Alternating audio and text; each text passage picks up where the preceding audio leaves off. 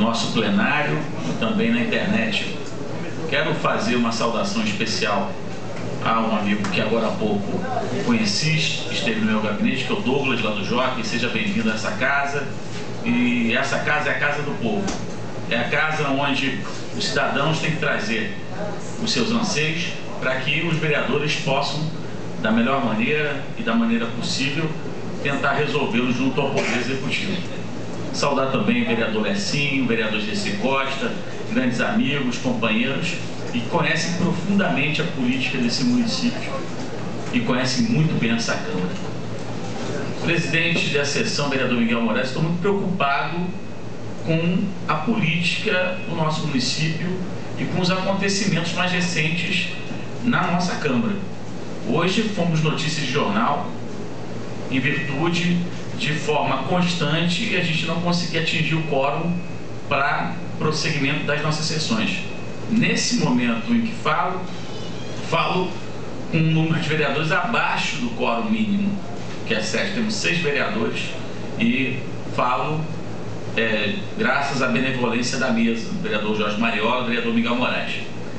Isso me preocupa muito porque nesse ano, nesse primeiro semestre, esse legislativo deveria produzir e está produzindo muito pouco. E por que isso está acontecendo? É culpa apenas do legislativo? Eu não tenho dúvida de que há um problema institucional e que de forma ainda silenciosa se desenha, mas daqui a pouco o problema pode se agravar, que é um problema institucional entre o legislativo e o executivo. Os vereadores Lessinho e Gessi sabem muito bem que a sensibilidade do legislativo em relação ao tratamento, em relação como as demandas, as necessidades da população através de seus representantes são encaminhadas ao executivo, como isso interfere no dia a dia da casa, vereador Jorge Mariola. E o que a gente está percebendo é que muitas das reivindicações não vêm sendo atendidas. Eu dou um exemplo em relação ao meu caso. Eu tive recentemente 16 projetos de leis vetados, sem nenhuma justificativa plausível por parte do Poder Executivo. Ou seja, a prática é do veto sistemático. Não é nem da análise técnica, e sim do veto sistemático. Porque essa é uma prerrogativa do Poder Executivo, que a Constituição garante. Ora, não se analisar os projetos de leis que são emanados dessa casa com critério e com respeito pela iniciativa dos vereadores é o mínimo que se deve exigir. Isso não vem acontecendo. Infelizmente, quando tem mensagem do Poder Executivo, há um grande esforço por parte dele para que os vereadores estejam aqui para votar as mensagens do Executivo. E os projetos de lei dos vereadores não são dignos de análise criteriosa e de sanção? Só se pode sancionar projeto de lei do Executivo? Você da parte, vereador Augusto Lucena. Falando em veto, a justificativa do veto do meu projeto foi baseada em cima da lei orgânica do município do Rio de Janeiro. E eu já fiz um xerox, encaminhei a todos os vereadores a justificativa. Consultamos advogados, consultamos contadores e praticamente disseram que, não foi votado ainda, né? Disseram que nós não temos o direito de fazer leis. A justificativa está ali. Quer dizer, baseado na lei orgânica do município do Rio de Janeiro. Obrigado. Agradeço a Vossa Excelência, que é um exemplo ilustrativo de como a fundamentação dos vetos não tem razão com a realidade. E a usurpação da competência legislativa pelo Executivo é algo grave do ponto de vista institucional. Muito, muito grave. Dou um exemplo de um projeto de minha autoria que visava facilitar a acessibilidade dos portadores de deficiência em agências bancárias. A justificativa foi que o projeto tinha que ser vetado porque interferia na organização político-administrativa do município. Então, não tinha nada a ver uma coisa com a outra, mas essa foi a justificativa. Então, esse é um exemplo de como essa relação está muito complicada, complexa. E aí, a política de veto sistemática é democrática, a gente tem que admitir. Vereador Augusto Lucena, vereador de oposição, tem projeto vetado e eu que sou vereador de situação também tenho. Então, aí não há que se reclamar.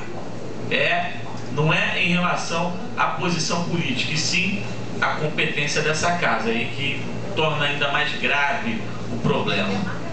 Creio que outras solicitações dos vereadores, na sua função de representação da população que tem aqui, que quando são encaminhados para o Executivo, ou demoram de forma exagerada a ser atendidas, com reivindicações muito costumeiras, com uma lâmpada, um problema a ser resolvido no posto de saúde ou numa escola, demoram muito, ou muitas vezes não são resolvidas. Então, o retrato hoje desse legislativo do esvaziamento, eu acredito a essa relação institucional fragilizada. Vereador Miguel Moraes.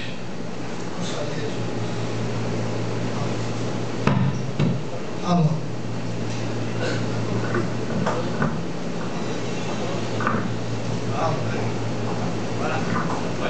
Alô. 16, né? Vereador Miguel Moraes está agora com o microfone. Não, está difícil, inclusive a gente precisa dar um jeito aqui nesse sistema de som, que quando não é um microfone é o outro sem funcionar. Eu acho que o que vem acontecendo, e já há muito tempo, desde o mandato passado, é a falta dessa relação institucional que é preciso que se tenha.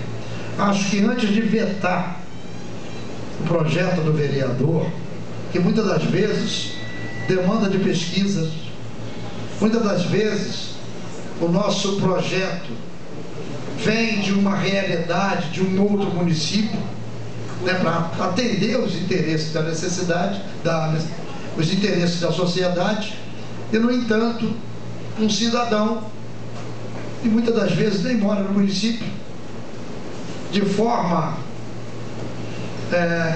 em série, apresenta a justificativa do veto do projeto para todos os projetos, independente da natureza de cada um. Eu me lembro que na época da chegada dos recursos do PAC, em 2007, todos os vetos vinham: não podemos demandar de recursos por conta da reserva que precisamos fazer para contrapartida dos recursos do PAC.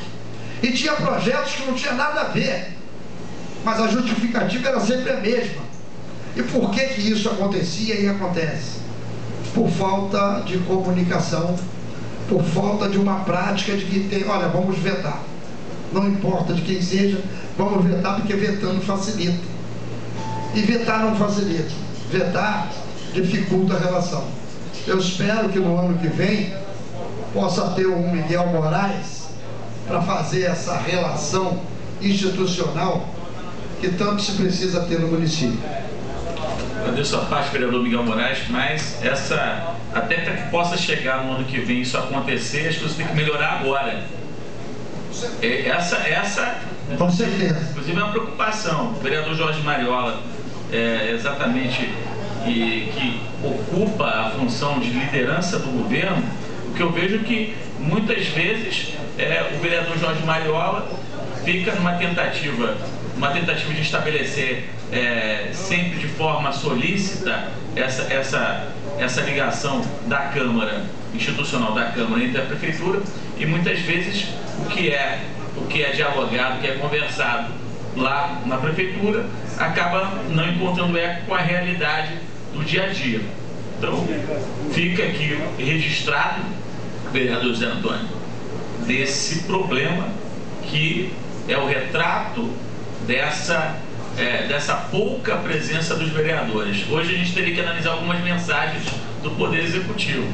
Ora, se os projetos de lei dos vereadores não são sancionados, são sistematicamente vetados, os vereadores estão realmente fazendo aí talvez um trabalho de mandar um recado para o Poder Executivo de que o tratamento tem que ser diferenciado. Então, em respeito à institucionalidade, poder executivo e legislativo, que são independentes, mas devem ser harmônicos, de acordo com a nossa Constituição, pela falta de harmonia, que a harmonia possa voltar a reinar e essa casa possa fazer o seu trabalho, que é legislar. Muito obrigado, boa noite a todos. Não havendo matéria a ser apreciada, nem oradores inscritos, encerramos a presente sessão, convidando a todos para a próxima terça-feira em horário regimental.